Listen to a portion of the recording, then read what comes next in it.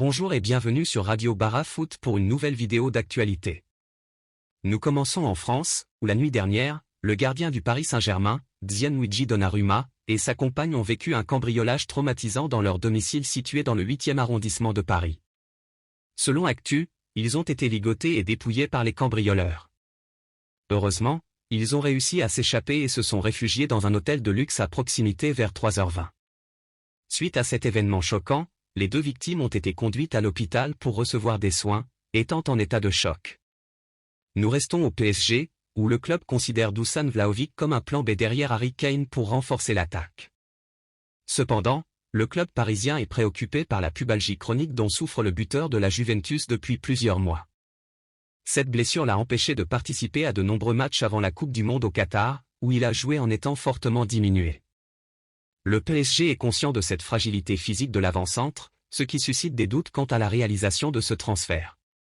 La Juventus souhaite récupérer les 80 millions d'euros investis lors du recrutement du Serbe à l'hiver 2022.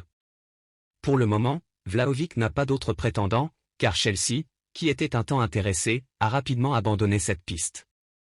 Le PSG pourrait donc hésiter à s'engager pleinement dans ce dossier et chercher à faire baisser le prix demandé par la Juventus. En Angleterre, la signature d'André Onana à Manchester United est considérée comme un excellent renfort pour le club anglais. Le gardien camerounais a démontré ses qualités exceptionnelles lors de son passage à l'Inter, notamment sa faculté à être décisif sur sa ligne et sa remarquable capacité à relancer proprement de derrière.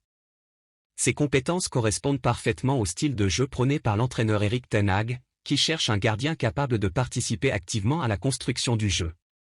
Le montant du transfert, évalué à 55 millions d'euros, bonus compris, représente une énorme plus-value pour l'Inter, qui avait recruté Onana gratuitement il y a un an. Cette somme fait également d'André Onana le troisième gardien le plus cher de l'histoire, derrière Kepa Arrizabalaga et Alisson Becker. Que pensez-vous de ce transfert? Selon l'équipe, Al Nassr est en pourparlers avec Sadio Mané, 31 ans, 38 matchs et 12 buts toutes compétitions pour la saison 2022 à 2023, qui est poussé vers la sortie par le Bayern Munich après une seule saison. L'ailier sénégalais aurait déjà donné son accord de principe pour rejoindre le club saoudien. Bien que certains détails restent à régler, il semble que le champion d'Afrique s'apprête à rejoindre Al Nassr, où il portera la même tunique que Cristiano Ronaldo, Marcelo Brozovic et Seko Fofana. Le montant du transfert devrait dépasser les 20 millions d'euros pour le deuxième du dernier Ballon d'Or. Nous terminons avec le dossier Joao Félix qui continue de susciter l'intérêt en Espagne. Les déclarations du joueur de l'Atlético de Madrid laissent clairement entendre qu'il n'envisage qu'un transfert au FC Barcelone. Selon le journal Sport, il aurait placé un ultimatum à son club en affirmant que ce serait « Barça ou rien » pour lui. Un montant de 45 millions d'euros a été évoqué pour ce transfert, qui pourrait se faire sous la forme d'un prêt avec option d'achat. Le Mundo Deportivo souligne que le départ de Ferran Torres et de Rafinha pourrait jouer un rôle clé dans ce dossier.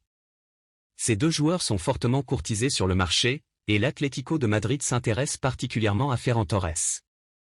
Par ailleurs, Rafinha est considéré comme une piste potentielle pour remplacer Riyad Mahrez, si ce dernier part pour l'Arabie Saoudite, comme cela a été révélé précédemment. Cependant, le média espagnol précise que si le FC Barcelone dispose des fonds nécessaires, l'entraîneur Xavi donnerait la priorité à l'arrivée de Bernardo Silva plutôt qu'à Joao Félix. Il reste donc encore des éléments à clarifier dans ce dossier, mais il est clair que le joueur portugais exprime clairement son désir de rejoindre le Barça. Et voilà tout pour cette vidéo, n'hésitez pas à l'aimer et à vous abonner. Merci et à la prochaine.